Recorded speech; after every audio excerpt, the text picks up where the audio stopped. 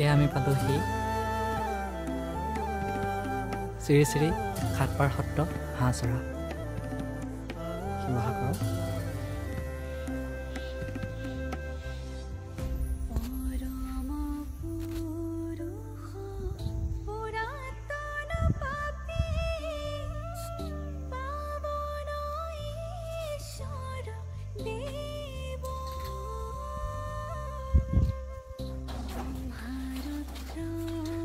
আমি আহিছোঁ নামঘৰ।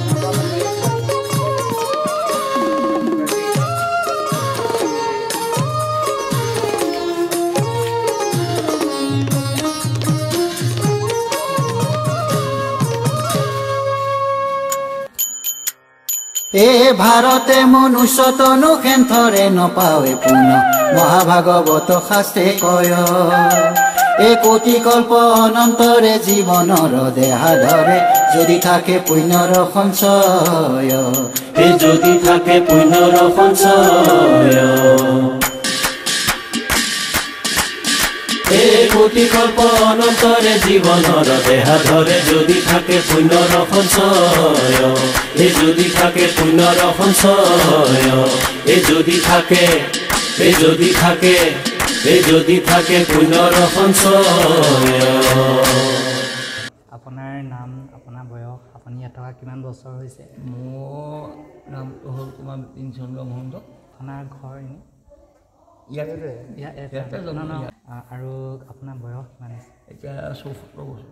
হয়, কি দায়িত্বত আছে মানে আপুনি মানে ইয়াৰ কি দায়িত্বত আছে? ইয়াৰ তোমাৰ যে নামঘৰ সত্ৰৰ যিটো পৰিচালনাৰ কাম আটাইখিনি আমি কৰোঁ। হয় হয়, নাম সংঘকে আদি কৰি পূজা পাতলকে আদি কৰি সমস্ত। আচ্ছা আচ্ছা আচ্ছা, ঠিক আছে। মানে সংগঠনকে আদি কৰি সকলো আমি কৰোঁ। আৰু মানে আপুনি কিবা মানে উপাধি এনেকুৱা বৰগান তেনেকুৱা নাই তেনেকুৱা দায়িত্বত নাই তেনেকুৱা উপাধি নাই। হ'লেও যদি আমি যেতিয়া আপোনাৰ আমাৰ বস্তুটো হ'ল আমি এনেই ডেকা সত্ৰীয়া বুলি আমাক কয় আৰু সত্ৰাধিকাৰ নহয় দেই সত্ৰীয়া। আচ্ছা আচ্ছা আচ্ছা, আমাৰ সত্ৰাধিকাৰো বেলেগ।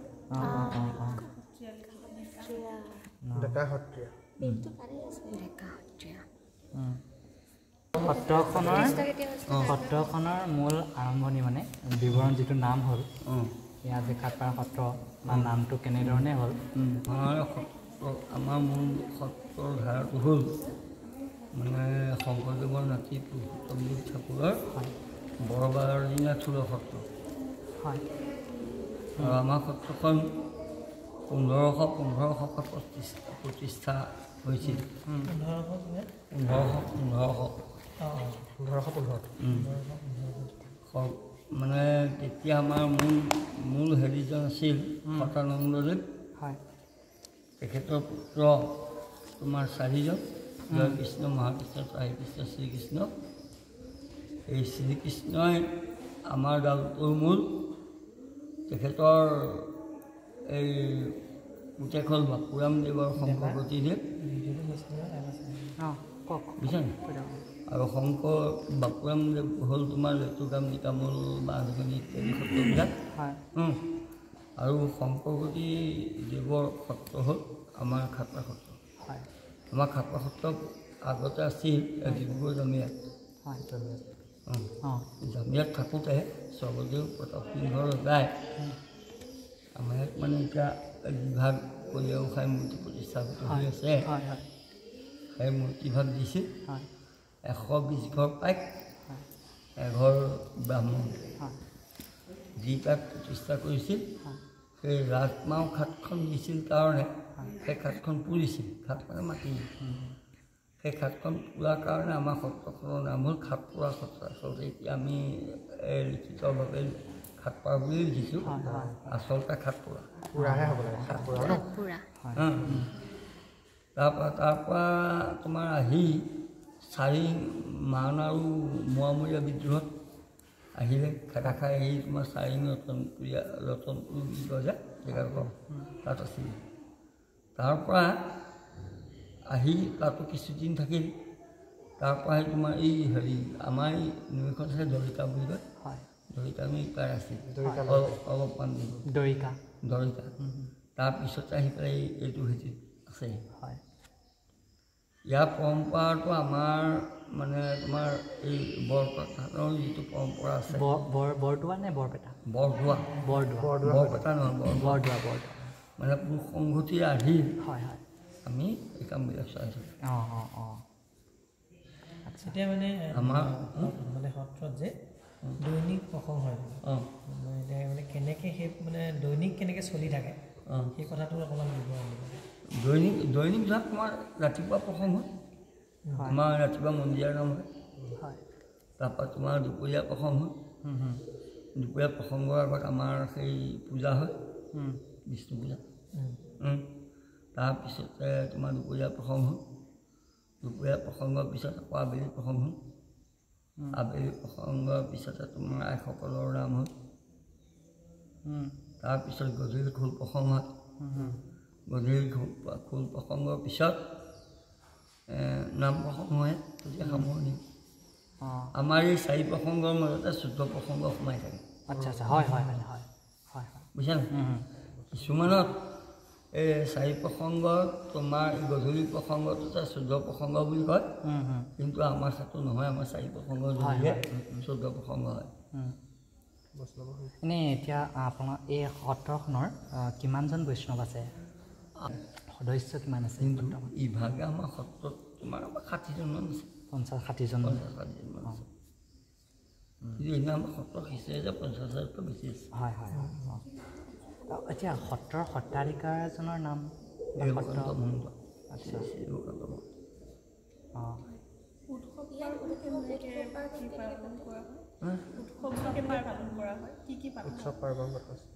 উৎসৱ তোমাৰ হেৰি ভাদ মাহত তিথিসমূহ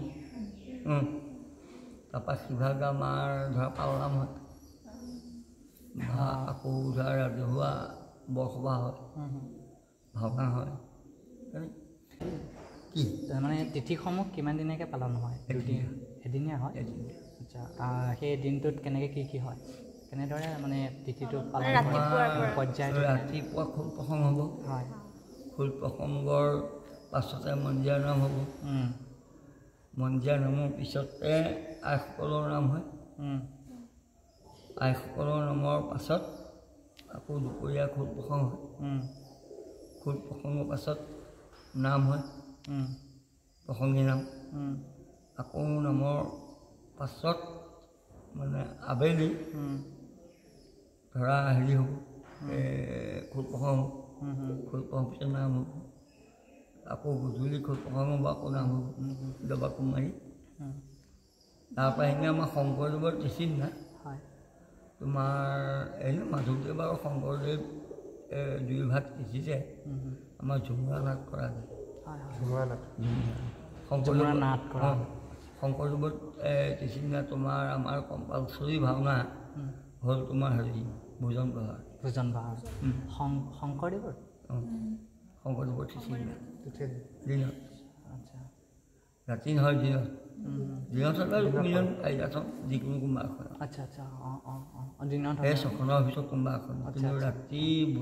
দিনত কিন্তু ভোজন প্ৰহাৰ আমাৰ একেবাৰে কম্পালচৰি এতিয়া আপোনালোকৰ গীত মাত কলা সংস্কৃতিবিলাক সকলোবিলাক বৰদোৱা থলৰে হয় বৰদোৱা আচ্ছা মানে এই তিথিকেইটাৰ উপৰিও আৰু উৎসৱ পাৰ্বণ কিবা পালন কৰে উৎসৱ তোমাৰ আমাৰ বাৰ্ষিক ৰাজহুৱা বৰসভা হয় ৰাজহুৱা বৰসভা আপোনালোকৰ ধৰক আমাৰ যেনেকৈ ৰাস উৎসৱ হয় বা কৃষ্ণ জন্মাষ্টমী হয় যেনেকৈ কৰে কৃষ্ণ জন্মাষ্টমী আমি পাতোঁ হয় তেনেকুৱা কিবা উৎসৱ এনেকুৱা ধৰা আমাৰ হেৰি তোমাৰ এই ফলগোৎসৱটো নহয় ফলগোৎসৱটো মানে এনেই সত্ৰৰ হেৰি হিচাপে নিয়ম মাফিক কামখিনি হয় কিন্তু আমি ধৰা তোমাৰ গোসাঁই ফুৰোৱা বা কিবা কিবি কৰা ইত্যাদি সেই কামখিনি আমি এনেই ধৰক আপোনালোকে এনেই কৃষ্ণ জন্মাষ্টমী পালন কৰে তাৰপিছত হোলী পালন ফাকুৱা হিচাপে মই কৈছোঁ আচ্ছা আচ্ছা নকৰে আৰু তেনেকুৱা কিবা এনেকৈ হেৰি আছে নেকি ইয়াৰ এই সত্ৰৰ নিয়মাৱলীৰ ভিতৰত কিবা নিয়মাৱলীৰ ভিতৰত অন্য তিথিখিনি পালন কৰা হয় হয় হয় তাৰপৰা বিহু সংক্ৰান্তিকেইটা থাকেই হয় হয় আমি পুৰুষোত্তম দেৱ ঠাকুৰ আৰু চতুৰ্ভুজাকৰ ঠিক আছে অঁ অঁ সেইটোৱে জানিব বিচাৰিছোঁ যাৰ যিটো কেতিয়া পাতে তেখেতসকলৰ কেতিয়া হয় তিথি পুহ মাহত হয় দুইজনে পুহ মাহত হয় কৃষ্ণ চতুৰ্দশী তিথিকেইটা এতিয়া আপুনি মানে সেই তিথিখিনি কেনেকৈ পালন কৰে সেই তিথিকেইটা আমাৰ আগৰ গুৰু তিথি আমি যেনেকৈ পালন কৰোঁ দুইজনৰ দিন ভাওনা হয়নে ভাওনা নহয় নহয় ন এনেই মাত্ৰ নিয়মটো তিথিখিনি নিয়মাফিক কৰা যায় এই সত্ৰত আমাৰ যেনেকৈ ধৰি লওক পুৰণিকলীয়া কিছুমান বস্তু থাকে বা পুৰণি কিছুমান হাঁহি থাকে সংৰক্ষণ কৰি থোৱা আছে এনে এই সত্ৰত কিবা তেনেকুৱা ধৰণৰ আছে নেকি যে গুৰুজনাৰ বা অতীতৰ বা পুৰণিকলীয়া কিবা আছে ইমান অতীতৰ নাই কাৰণ কথাটো হ'ল কি আমাৰ কিবা বস্তু আছিল যদি আমি নাজানো হয় হয় আটাইতকৈ ডাঙৰ কথা হ'ল কি যেতিয়া আমাৰ সত্ৰখন তোমাৰ মানুহৰ খেলাত আৰু গুচি আহিব লগা হ'ল প্ৰায় সম্পত্তি তোমাক সেই জমিয়ে থৈ আহিল হয় হয় মাত্ৰ ভাগৱতখন হয় আৰু তোমাক সেই আমাৰ এতিয়া প্ৰতিষ্ঠা সেই যিভাগ কলীয়া মূৰ্তি আছে সেই মূৰ্তিভাগকে লৈ আহিল অঁ এই কি মূৰ্তি ক'লে কলীয়া গোসাঁই মূৰ্তি আচ্ছা আচ্ছা আচ্ছা অঁ কলীয়া গোসাঁই মূৰ্তি পালনাম পোহত নহয় আমাৰ পালনাম আচলতে বহাগতে হয় পালনামটো মানে আমাৰ এতিয়া ধৰা আউনীতি বা কমলাবাৰীৰ নিচিনা নহয় আমাৰ নাম প্ৰসংগ হ'ল প্ৰথমতে নাম প্ৰসংগ হ'ব প্ৰসংগীয়া নাম তাৰপিছত আমাৰ পালৰ ডকা কিবা নিয়ম এটা আছে হয়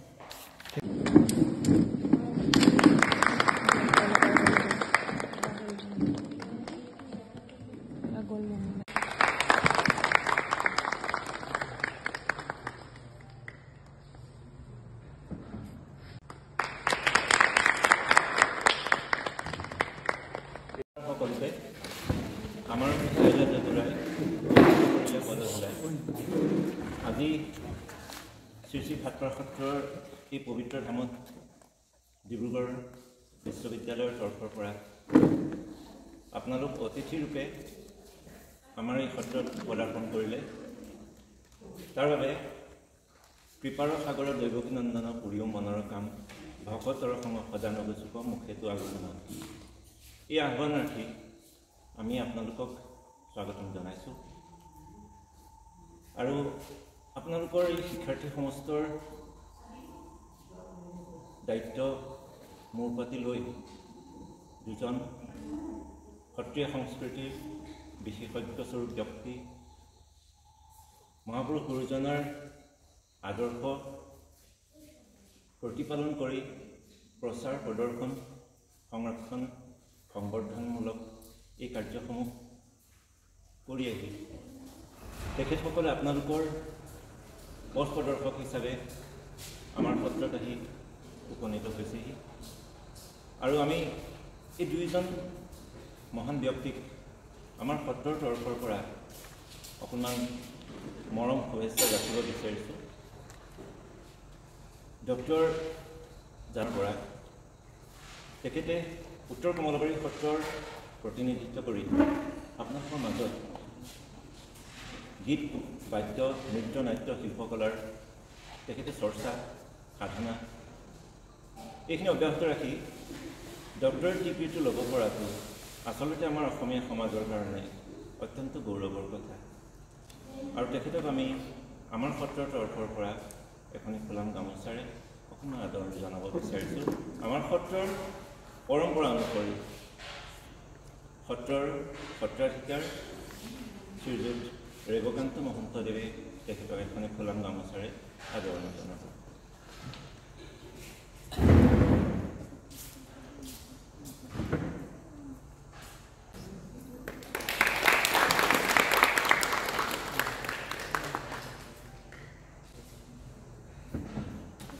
আমাৰ আন এজন ব্যক্তি শ্ৰীযুত মৃণাল কুমাৰ বৰুৱা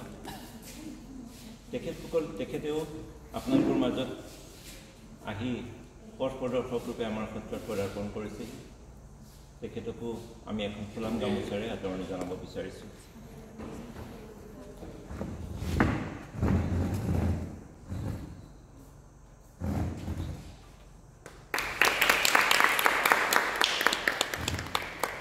এতিয়া আপোনালোকে আমাৰ এই আদৰণি পৰ্ব সমাপ্ত কৰিছোঁ আৰু আপোনালোকৰ যিখিনি জানিবলগীয়া বিষয়বস্তু আপোনালোকৰ যিখিনি অনুসন্ধানমূলক কাৰ্যৰ বাবে আমাৰ সত্ৰত উপনীত হৈছেহি সেই কাৰ্য আৰম্ভ কৰক আৰু আমাৰ সত্ৰৰ তৰফৰ পৰা এইখন সুযোগ দিয়াৰ বাবে পুনৰবাৰ কৃতজ্ঞতা প্ৰকাশ কৰি এই আদৰণি পৰ্ব সামৰণি মাৰিছোঁ। ধন্যবাদ। ঐতিহ্যমণ্ডিত শিৱসাগৰ জিলাৰ এখনি সত্ৰ অনুষ্ঠান, এই সাতপাৰ সত্ৰ অনুষ্ঠানৰ আজিৰ এই স্থলীত উপস্থিত থকা এই সত্ৰৰ মাননীয় সত্ৰাধিকাৰ এগৰাকী দেশবৰেণ্য মুখাশিল্পী শ্ৰদ্ধেয় ৰেবকান্ত মহন্তদেউ, তেখেতৰে সুযোগ্য সন্তান আজিৰ এই অনুষ্ঠানটোত গুৱাহাটীৰ পৰা বাটকুৰি বাই আহি আমাৰ লগত সহযোগিতা কৰা শ্ৰদ্ধেয় বিভূতি মহন্ত দেৱ, আমাৰ লগত অহা সহকৰ্মী ডক্টৰ যাদৱ বৰা আৰু ককা নাম কি আছিলে বিপিন চন্দ্ৰ মহন্ত ডাঙৰীয়া, সত্ৰ পৰিচালনাৰ এগৰাকী দায়িত্ববাহী ব্যক্তি, মৰমৰ ছাত্ৰ ছাত্ৰীসকল, আচলতে আমাৰ ইয়াত আমাৰ পৰিবেশ্য কলা বিভাগৰ যিটো সত্ৰীয়া নৃত্য শাখা আছে MA শ্ৰেণীৰ তাৰ তৃতীয় ষান্মাসিকৰ এইসকল ছাত্ৰ ছাত্ৰী, তেখেতলোকক আমি এই ঐতিহ্যমণ্ডিত সত্ৰখন এবাৰ দেখুৱাবৰ কাৰণে আমি এটা পৰিকল্পনা কৰিছিলোঁ আৰু বিশেষকৈ এই সত্ৰখনৰ যিগৰাকী মূল ব্যক্তি, এই সত্ৰখনৰ নামটো পোৱাৰ লগে লগে যাৰ নামটো একে সময়তে মানুহে জানিবলৈ আগ্ৰহ কৰে তেখেত ৰেবকান্ত মহন্ত ডাঙৰীয়া। প্ৰভুৱে দুটা উল্লেখযোগ্য সন্মান পোৱাৰ কথা আমি গম পাওঁ। 2014 চনত তেখেতে ভাৰত চৰকাৰৰ পৰা সংগীত নাটক একাডেমী সন্মান তেওঁ লাভ কৰিছে মুখাশিল্পৰ বাবে। আৰু 2015 চন 15 প্ৰদান কৰিছে নেকি বাৰু? 15ৰ কাৰণে দিছে নহয়। আৰু এটা অসম চৰকাৰৰ গুৰুত্বপূৰ্ণ সন্মান বিষ্ণুৰাভা বঁটা চনটো 2012 চন নহয়, বিষ্ণুৰাভা বঁটা অসম চৰকাৰে তেখেতক প্ৰদান কৰিছে। সেইগৰাকী শিল্পীক আমি আজি লগ পাইছোঁ। তেখেতৰ মুখেৰে আমি এই সত্ৰখনৰ পৰম্পৰা সংস্কৃতি মুখাশিল্পৰ সম্পৰ্কে চমুকৈ অকণমান কথা আমি জানিব পাৰিম। তাৰ আগতেই আমি ডিব্ৰুগড় বিশ্ববিদ্যালয়ৰ ডক্টৰ ভূপেন হাজৰিকা পৰিবেশ্য কলা কেন্দ্ৰৰ সমূহ শিক্ষাৰ্থী আৰু শিক্ষকৰ হৈ এই সত্ৰখনৰ সত্ৰাধিকাৰ স্বৰূপে আমি মহন্ত প্ৰভুক এখনি চেলেং চাদৰে আমি সন্মান জনাব খুজিছোঁ। মই হিমাক্ষী কাকতিক আগবঢ়াই দিবলৈ অনুৰোধ জনাইছোঁ। যাদৱ বৰাই এয়া আমাৰ সকলোৰে হৈ সত্ৰখনৰ সত্ৰাধিকাৰ এখন চেলেং চাদৰ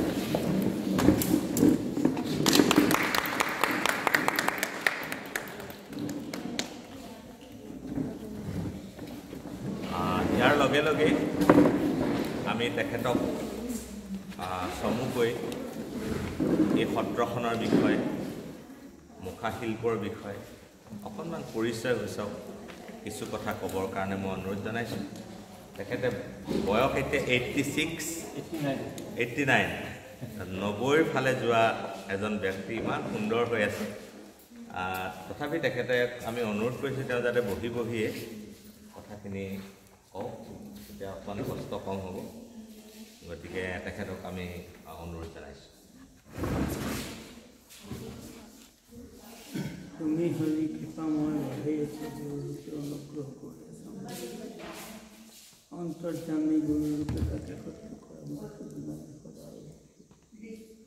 নাজানো আহন নাজানো বিসৰ্জন নাজানো বুজাবন নাজানো কিঞ্চি এতেকে পৰমেশ্বৰ দাস বৈলো চৰণৰ মৰগতি সাধি ভগৱন্তক প্ৰাৰ্থনা কৰি আজি আমাৰ ধৰ্ম সংস্কৃতি দেশ ভাষা শিল্প আদি এটাইবোৰ কথাৰে অন্বেষণ কৰি বিভিন্ন অনুষ্ঠান প্ৰতিষ্ঠান গঢ়ি দি আজি সেই কথাখিনিকে আৰু প্ৰত্যক্ষভাৱে অৱগত কৰাবৰ কাৰণে তেখেতসকলে লগ লাগি ছাত্ৰ ছাত্ৰীসকলকে ধৰি ভালমানখিনি সংগত লৈ আহিছে। আহি আমাৰ এই জেগাডোখৰত আজি এনেদৰে প্ৰদৰ্শন কৰাত আমি অতি আনন্দিত আৰু সকলোকে একত্ৰে এই ভগৱন্তৰে এটা প্ৰতীক চিহ্নকে মই পাইছোঁ বুলি ধৰি মই পুনৰ ৰাখিব খুজিছোঁ। আজি ইয়াত উপস্থিত হোৱা এইসকল প্ৰতিনিধি এই অনুষ্ঠানত দুআষাৰ ক'বলৈ পাৰিছোঁ। প্ৰথমতে ক'বলৈ এইটো কথাই এই সত্ৰখন সৃষ্টি কেনেকৈ আপোনাসকলে চৰিতপুথি পঢ়োঁতে পাইছে এজন সতানন্দ নামৰ এজন মানুহ তেখেতে এজন গুৰুজনাই লগ পাওঁতে সতানন্দদেৱক গুৰুজনে লগ পাওঁতে তেখেতক সুধিছিল যে আপুনি কোন, আপোনাৰ ঘৰৰ সংখ্যা কিমান, ল'ৰা ছোৱালীনো কি? তেখেতে ক'লে যে আমি ভগৱন্তৰ উপাসক, তেওঁক উপাসনা কৰিবলৈকে চিন্তা কৰি ঘূৰি ফুৰিছোঁ। মোৰ নাম সতানন্দদেৱ। আপোনাৰ ঘৰৰ মানুহ কিমান? মোৰ ল'ৰা 4টি। নাম কি? জয়কৃষ্ণ, মহাকৃষ্ণ, কালীকৃষ্ণ। তেতিয়াহ'লে নন্দৰ ঘৰত 1 কৃষ্ণৰ জন্ম আৰু আপোনাৰ ঘৰত 4 কৃষ্ণ। গতিকে আপোনাক বৰভকত উপাধি দিব। চৰিতপুথিত সেই বৰভকতৰ বৰ্ণনা যথেষ্টখিনি আছে। সেই বৰভকতৰে জয়কৃষ্ণ, মহাকৃষ্ণ, তাৰিকৃষ্ণ, শ্ৰীকৃষ্ণ আৰু বাপুকৃষ্ণ এই দুজন, বাপুকৃষ্ণৰ শংকৰগতি দুজন বুলিছোঁ। সেই শংকৰগতিয়ে সাতবাৰ সত্ৰখন প্ৰতিষ্ঠা কৰে আৰু তেখেতক যেতিয়া তেখেতৰ নাম সতানন্দদেৱ যেতিয়া ক'লে আমাৰ সময় জয়কৃষ্ণ, মহাকৃষ্ণ, তাৰিকৃষ্ণ, শ্ৰীকৃষ্ণ এইকেইজন আমাৰ পুত্ৰ। নন্দৰ ঘৰত 1 কৃষ্ণ, আপোনাৰ ঘৰত 4 কৃষ্ণ, গতিকে আপোনাক বৰভগত দিলে। তেখেতক বৰভগত বুলি পৰিচয়টো কোৱা হৈছিলে। তেখেত বৰভগত। সেই বৰভগতৰ পৰিয়ালৰো এইখন সত্ৰ বিশেষ মানে সত্ৰ সেই কৃষ্ণ বাপু কৃষ্ণৰ ল'ৰা বাপুৰাম আৰু শংকৰগতি, এই শংকৰগতি লৈ খাটপাৰ প্ৰতিষ্ঠা কৰিলে। খাটপাৰ সত্ৰ প্ৰতিষ্ঠা কৰি আহোঁতে এতিয়ালৈকে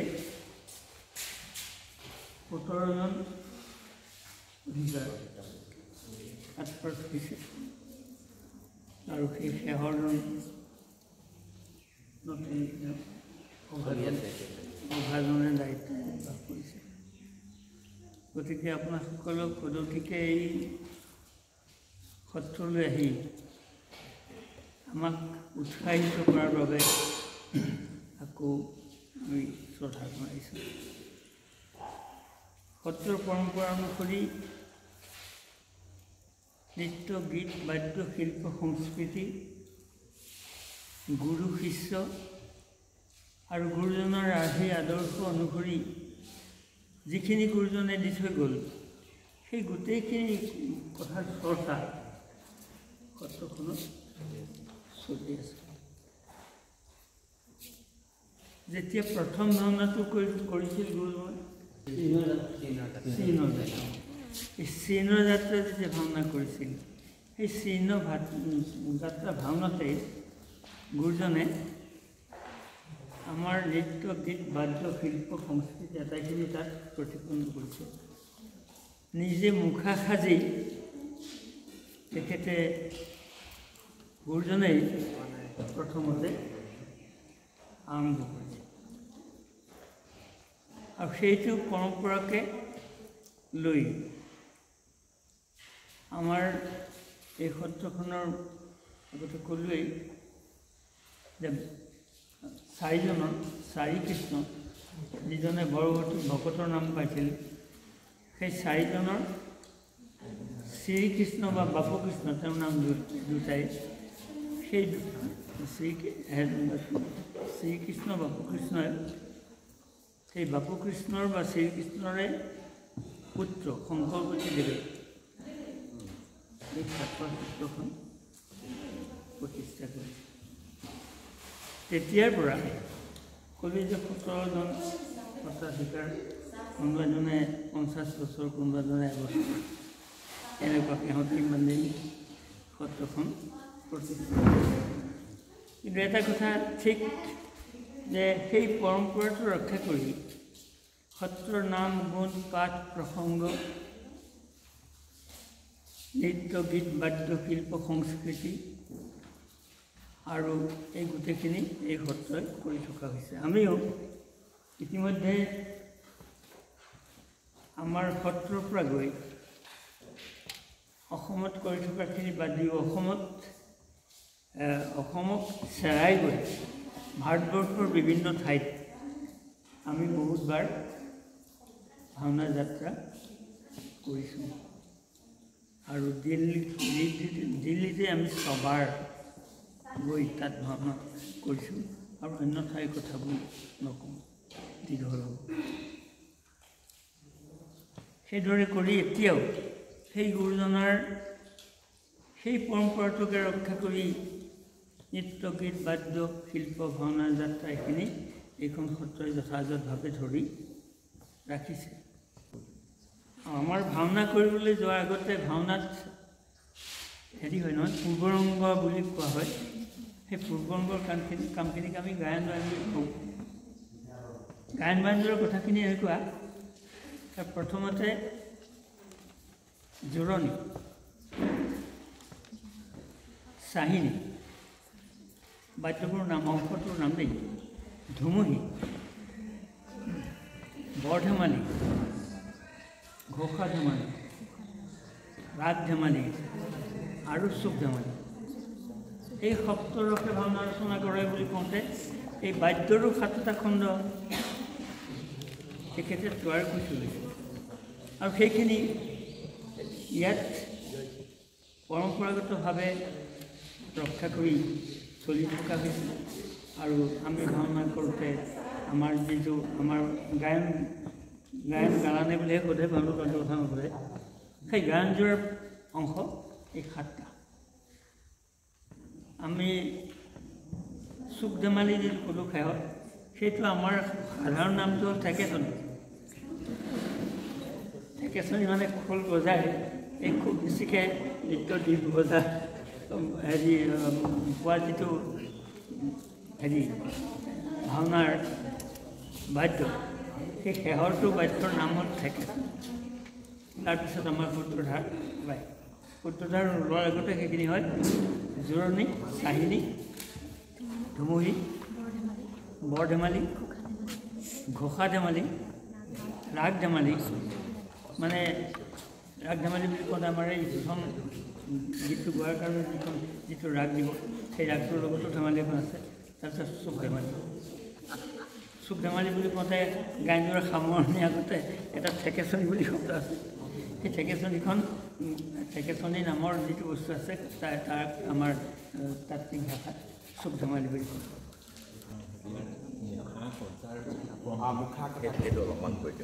শংকৰদেৱে সেই চিহ্নযাত্ৰা ভাওনাত নিজাতে মুখা খাইছিল সেইটো আমাক গুৰুজনে দেখুৱাই থৈ যোৱা ব্যৱস্থা মুখা সাজিবৰ কাৰণে সেই পদ্ধতিটো বাঁহৰ কাঠিৰে সজা বুলি কোৱা হয় বাঁহৰ কাঠি বাঁহ কেইবিধমান আছে এটাইবোৰ বাঁহ নহয় জাতি বাঁহ বা আৰু যদি আছে বিজুলী বাঁহ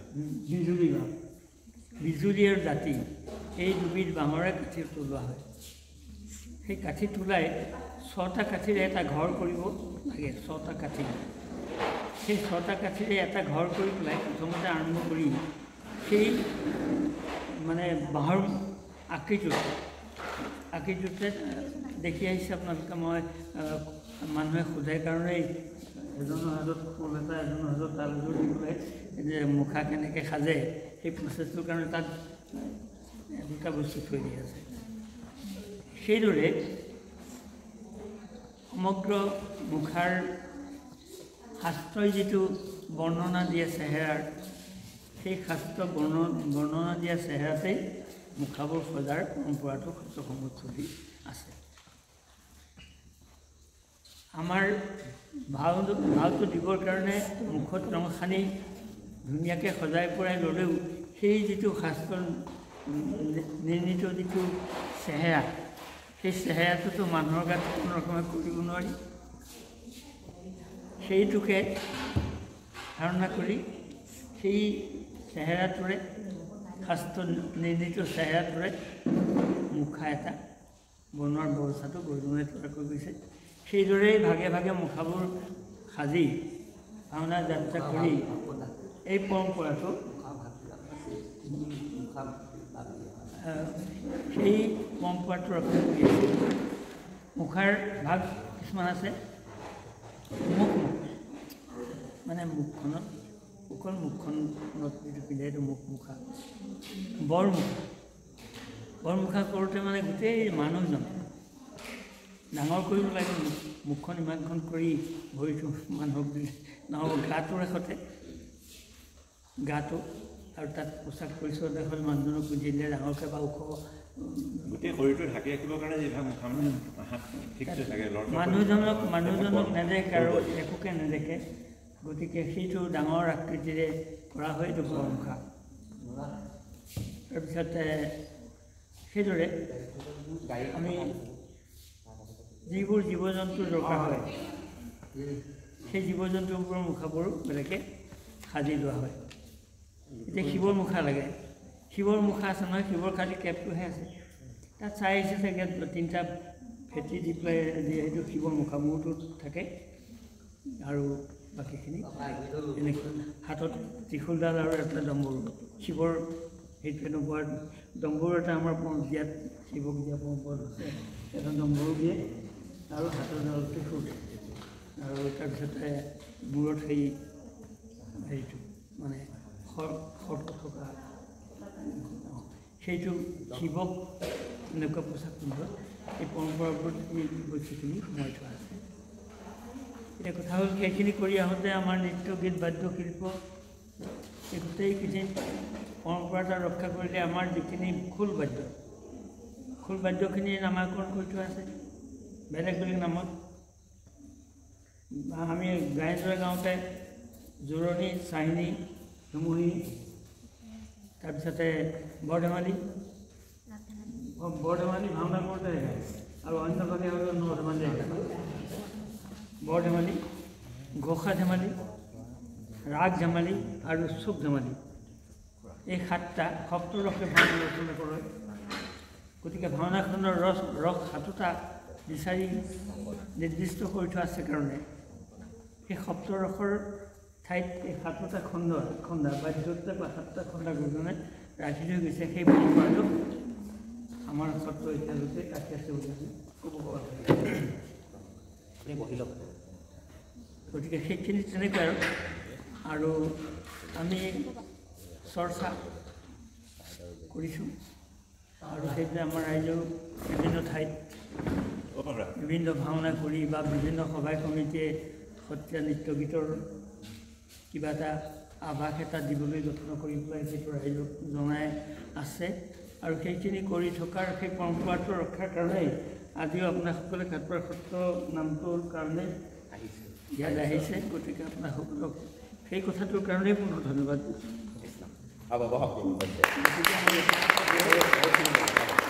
আমাৰ সত্ৰত পূৰ্বাপৰ প্ৰচলিত হৈ অহা যি 14 প্ৰসংগৰ যিটো আৰ্হি আৰু সেই আৰ্হিটো সম্পৰ্কত আমাৰ সত্ৰখন বৰ্তমান পৰিচালনাৰ দিশত ওতঃপ্ৰোতভাৱে জড়িত হৈ থকা মোৰ খুৰা শ্ৰীযুত বিপিন চন্দ্ৰ মহন্ত, তেখেতে বৰদোৱা সত্ৰত শিক্ষা গ্ৰহণ কৰি আহি সত্ৰৰ সম্পূৰ্ণ মানে পৰিচালনা পদ্ধতি সম্পৰ্কে বৰদোৱা সত্ৰত থাকি তেখেতে শিক্ষা গ্ৰহণ কৰিলে আৰু সেই শিক্ষা গ্ৰহণ কৰাৰ পথটো নিৰ্ণয় কৰিছিলে আমাৰ ককা দেউতা।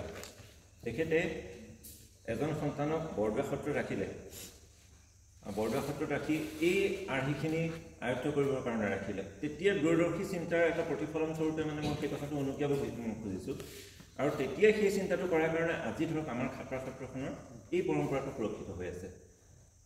ৰাগৰ ক্ষেত্ৰতে কওক বা খোলৰ ক্ষেত্ৰতে কওক, সমস্তখিনি কথা খুৰাৰ জ্ঞাত হৈ আছে আৰু কোনটো পদ্ধতি ক'ত কোনদিনা কোন ভাগ কীৰ্তন দিব লাগে, জন্মোৎসৱত কেনেকৈ কোন ভাগ কীৰ্তন দিব লাগে বা শৰাই ভাগ আগবঢ়াইছে কোনোবা এজনে সেইদিনা কেনেকুৱা ধৰণৰ কথা মানে কীৰ্তন ভাগ দিব লাগে, এই সমস্ত আৰ্হিখিনি খুৰাৰ আয়ত্তাধীন আৰু সেই অনুৰূপে আজি আপোনালোকক এইখিনি কথা অকণমান কেনেকৈ পদ্ধতিখিনি সমূহ পৰিচালিত হৈ আছে আজি খুৰাক সেইখিনি কথা ক'বলৈ আগবাঢ়িছে।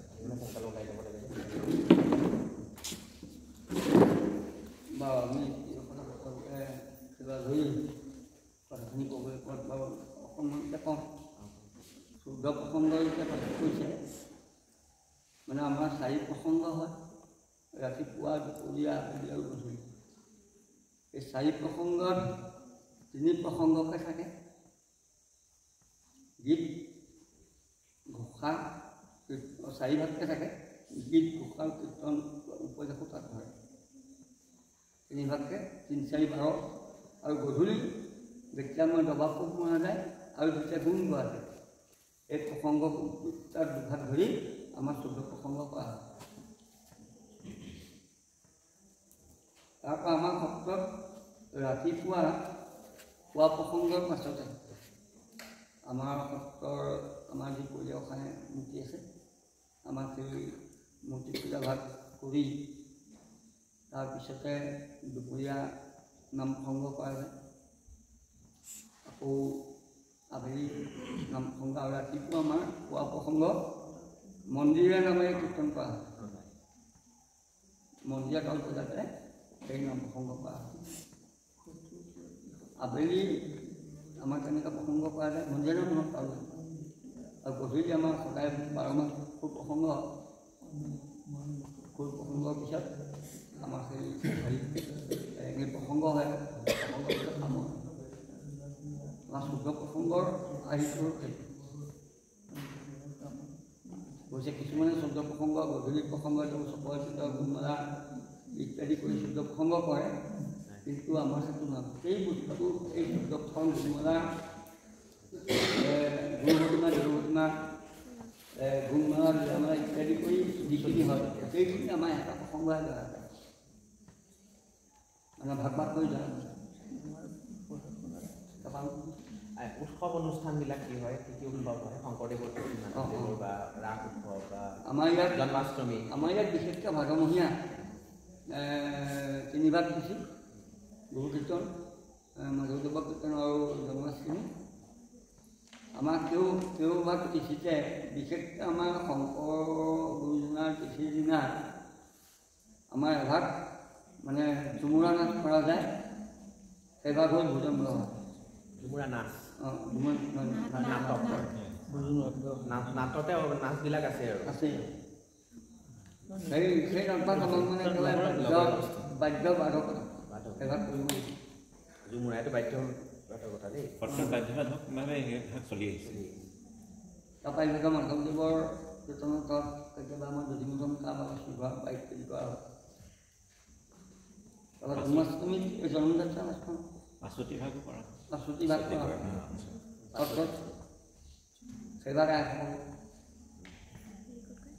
ৰাস উৎসৱটো ৰাস উৎসৱ আৰু আমাৰ শংকৰোৎসৱত এনেই আমাৰ নৃত্যনৈমিত্তিক নামঘৰৰ নাম প্ৰসংগ। বাকী আৰু বাকী নাচ বা এইবিলাক কিবা এনেকুৱা কৰা হয় নেকি? আৰু যে গোটেই আমাৰ নাদুভংগী বুলি আমাৰ তেনেকুৱা নাই, মানে সত্ৰৰ যিবিলাক সোমাই থাকে সকলোখিনি সোমাই আছে। ধৰক ভাওনা যাত্ৰা যিদিনা হয় সেইদিনা তেনেকৈ যিখিনি প্ৰদৰ্শন হয় আৰু কৃষ্ণ নৃত্য সত্ৰধীয়া নৃত্য সেইখিনিতো ভাওনাৰ লগত সেইখিনি সেই তেনেধৰণৰ আৰু এতিয়া আমাৰ হেৰি মানে আমাৰ বিশেষকৈ অকল নৃত্য অনুষ্ঠান বুলি এতিয়ালৈকে মানে নৃত্যৰ লগত বিশেষভাৱে তেওঁলোকৰ বিষয়বস্তুটো সেইটো মানে উলিয়াই নিব লাগিব তেওঁলোকৰ এটা দায়িত্ব থাকিব। আৰু এতিয়া আমাৰ ধৰক হেৰি ভোজন ভাৰ নাচখন সেইখনত গোটেইখিনি আহি যাব। তাত আমাৰ এই বাহাৰ নাচখন বুজাব ঠিক আছে বহক। মই কওঁ আজি ডিব্ৰুগড় বিশ্ববিদ্যালয় ডক্টৰ ভূপেন হাজৰিকা পৰিৱেশ কলা অধ্যয়ন কেন্দ্ৰৰ স্নাতকোত্তৰ তৃতীয় ষাণ্মাসিকৰ আমি ছাত্ৰ ছাত্ৰী দলৰ লগতে মোৰ সহকৰ্মী মৃণাল কুমাৰ বৰুৱা আমি আহি শিৱসাগৰ ঐতিহাসিক এই হাঁহচৰাৰ শ্ৰী খাটপাৰ সত্ৰত উপস্থিত হ'লোঁ। আৰু মই পূৰ্বৰ পৰা অনুসৰি শ্ৰদ্ধাৰ বিভূতি মহন্ত দেৱৰ লগত মোৰ অতি ঘনিষ্ঠ সংযোগে আজি সন্মুখী আজি প্ৰথম হৈছোঁ, কিন্তু আমাৰ অতি ঘনিষ্ঠতাও সংযোগেই হৈ আছে। ইয়াতে উপস্থিত থকা সত্ৰৰ সত্ৰাধিকাৰ প্ৰভু তথা সংগীত নাটক একাডেমীৰ বঁটাপ্ৰাপক বিশিষ্ট মুখাশিল্পী প্ৰভুকো মই সেৱা জনাইছোঁ। আৰু এই সত্ৰৰ পৰিচালনাৰ লগত জড়িত মহন্ত প্ৰভুকো মই সেৱা জনাইছোঁ। আৰু আমাৰ আইসকলকো আমাৰ সেৱা জনাইছোঁ। আপোনালোকে আমাক অতি সুন্দৰ আপ্যায়ন কৰিলে। আচলতে মহাপুৰুষ শংকৰদেৱ মাধৱদেৱে দি থৈ যোৱা সেই অমূল্য সম্পদসমূহ অসমত বহুত সত্ৰানুষ্ঠান আছে, সংখ্যা অনুসৰি বহুতেই থাকে, কিন্তু লেখত ল'বলগীয়াকৈ যদি আমি নাম অনুসৰি চাওঁ তেতিয়া খুব সংখ্যা এনেকৈ লিখিলে কেইখনমানেই পৰে। যদি আমি শিৱসাগৰৰ ফালে চাওঁ তেতিয়াহ'লে প্ৰভুৰ নামৰ সৈতে বা খাটপাৰ সত্ৰখনৰ যিটো সংস্কৃতিৰ লগত জড়িত যিখিনি আচল মূল্যবোধৰ যিটো পৰিচয়, সেই পৰিচয়টোৱে আচলতে মৃণাল কুমাৰ বৰুৱাই কৈ যোৱাৰ দৰে সেই পৰিচয়টো অট'মেটিক আহি যায় যে এটা নামৰ লগত তাৰ সম্পৰ্ক জড়িত হৈ আছে। গতিকে ইয়াত বহুত সত্ৰানুষ্ঠান আছে। সেই সত্ৰানুষ্ঠানসমূহৰ যিখিনি দায়িত্ব বা কৰ্তব্য তাৰ ভিতৰত এই সত্ৰখনে সেইখিনি ব্যাখ্যা কৰিছে। মুখাশিল্পকো বিশ্বৰ দৰবাৰলৈ লৈ গৈছে, অংকীয়া ভাওনাকো লৈ গৈছে। আৰু তেখেতসকলৰ পৰা এটা কথা মই স্পষ্টভাৱে গম পাইছোঁ বা মই নিজেও সেই কথাটো অনুধাৱন কৰোঁ যে অংকীয়া ভাওনাৰ যোগেদিহে আমাৰ মহাপুৰুষগৰাকীৰ সংস্কৃতি আচলতে চৰ্চা বা সংৰক্ষণ প্ৰচাৰ প্ৰসাৰ হ'ব। আৰু তেখেতসকলৰ সেইটো প্ৰণ, আৰু সেইটোকে লৈ পেলাই তেখেতসকলে বহুবাৰ অংকীয়া ভাওনা ৰাজ্যৰ বাহিৰতো লৈ গৈছে বা ইয়াতো কৰি আছে, আৰু অংকীয়া ভাওনাকে প্ৰাধান্য বিশেষভাৱে দি আহিছে। গতিকে এনে এখন সত্ৰৰ মাজত আহি আমি উপকৃত হ'লোঁ।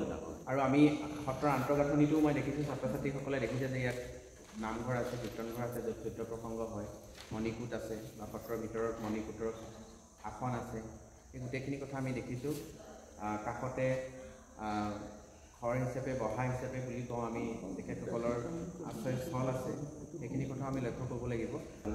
পুনৰবাৰ তেখেতক ধন্যবাদ জনালোঁ। আমি ইয়াৰ পিছতো আহিম।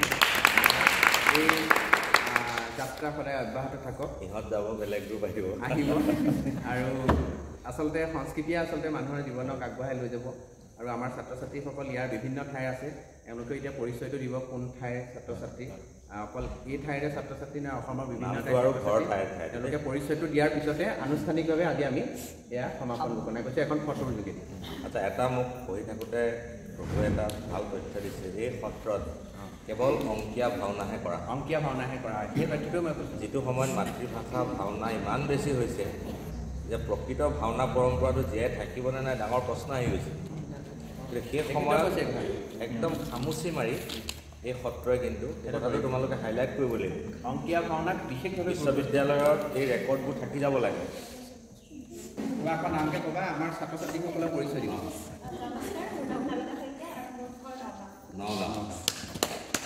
আশা কৰি দিব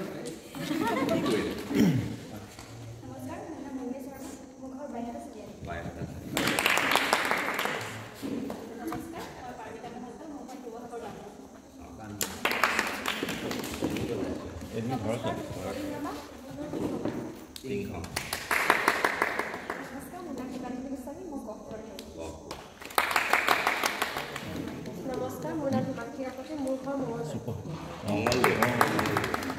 নমস্কাৰ, মোৰ নাম দক্ষশিলা প্ৰিয়া, মোৰ ঘৰ লখিমপুৰ। নমস্কাৰ, মোৰ নাম অংকিতা, মোৰ ঘৰ শিৱসাগৰ নামটি।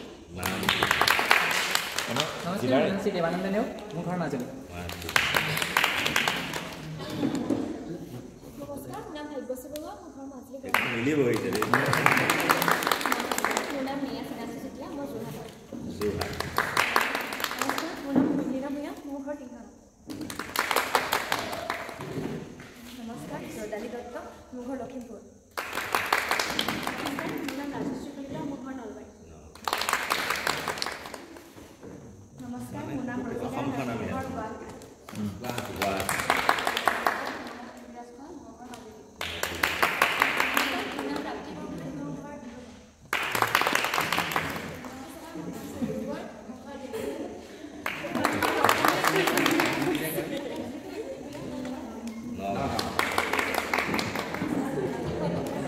কথা কিয়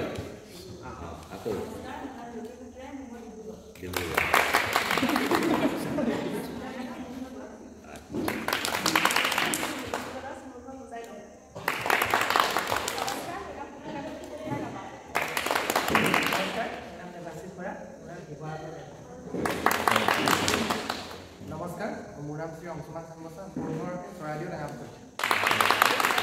মই চিনাকি কৰি দিছোঁ আমাৰে প্ৰাক্তন ছাত্ৰী কংকনা কোচ, স্নাতকোত্তৰ ডিগ্ৰী কৰি আহিছে। সকলোৱে জানিবা আমাৰ প্ৰাক্তন ছাত্ৰী। আৰু এই গোটেইখিনিৰ ভিতৰতে কোনোবা এগৰাকীয়ে তোমালোকৰ সত্ৰখনলৈ আহি তোমালোকক কেনেকুৱা লাগে?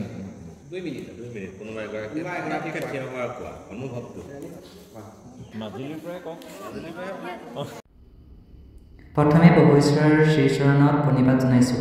তাৰ লগতে এই অনুষ্ঠানটিৰ আগবঢ়াই নিয়া আৰু আমাৰ এই যাত্ৰা গুৰি ধৰোঁতা শ্ৰদ্ধাৰ অধ্যাপক 2জনলৈ আমাৰ সকলো তৰফৰ পৰা বহু ধন্যবাদ জ্ঞাপন কৰিছোঁ। আমি এই ঐতিহ্যমণ্ডিত বৰদোৱা পৰম্পৰাই চলি অহা ঘাটপাৰ সত্ৰৰ চমু ইতিবৃত্ত, নৃত্য নৈমিত্তিক চৈধ্যৰ প্ৰসংগ, কলা সংস্কৃতি, মুখাশিল্পৰ ভঁৰালস্বৰূপ এই অপূৰ্ব সৌন্দৰ্যৰে ভৰপূৰ এই মনোৰম পৰিৱেশত উপস্থিত হৈ আজি আমাৰ এই যাত্ৰাৰ সফল হৈছে বুলি অনুভৱ কৰিছোঁ। সংগীত নাটক একাডেমী বঁটাপ্ৰাপ্ত বিষ্ণুৰাভা বঁটাৰে সন্মানিত প্ৰভু ঈশ্বৰ দেৱকান্ত মহন্তদেৱ প্ৰভু ঈশ্বৰৰ নাম গুণ চৰ্চা আমি সামাজিক মাধ্যমত, বাতৰি কাকতত আৰু কিতাপে পত্ৰই আমি পাই আহিছোঁ। তথাপিতো আজি আমি সন্মুখত তেখেতক দেখা পাই আমি সকলোৰে বহু আনন্দিত হ'লোঁ আৰু তেখেতৰ শ্ৰীচৰণত প্ৰণিপাত জনাই আজি আমাৰ এই চমুৰ কথা আমি সামৰণি মাৰিছোঁ।